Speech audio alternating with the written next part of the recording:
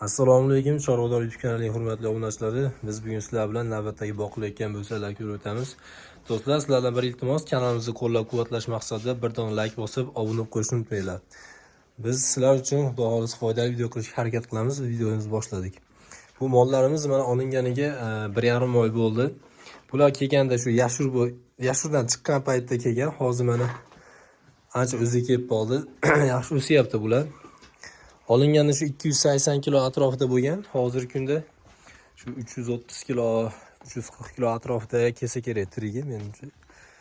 Jonivorlar yaxshi, hozir yaxshi o'sib, yaxshi ketyapti. Lekin mashinasiga qo'tir chiqib qoldi jonivor. Chiqqaniga ancha bo'ldi, hozir o'ynayapti.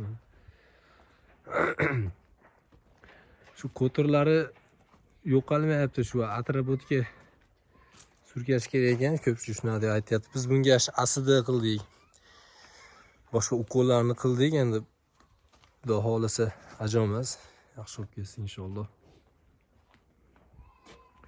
Mana jonivorimiz tashqariga olib chiqdik. Ko'rishingiz mumkin, oyoq qo'li polvon iliklari, polvon suvali mol. Xudo xolisa rosa o'simi bor jonivor, har jonivor.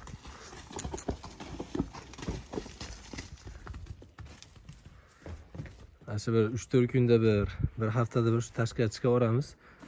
Mag'lub o'ynab yayrab oladi.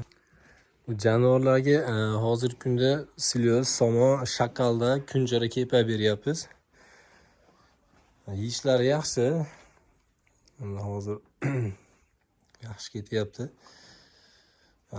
Kunlar isigan hisobiga ham hozir rosa o'syapti bular sekin mana. Ko'rishingiz mumkin, o'zi mana jonivor o'zi ancha hali nima kengayapti, uzayyapti. Ya'ni shu bir nimasi mana shu qo'tiri jonivor. Endi bu ham lekin sekin-sekin yo'qolib ketyapti-yu, xudo xolisa baribir osmon yo'qolib ketmadi. Shunga hurmatli obunachilar, sizlarda bir qanday bir taklif, maslahatlar bo'lsa aytinglar, shuni qo'llaymiz. Xudo xolisa sizlarning maslahatinglar bilan shuni davolaymiz inshaalloh. Bizga ancha manfaatli bo'lib qoladi.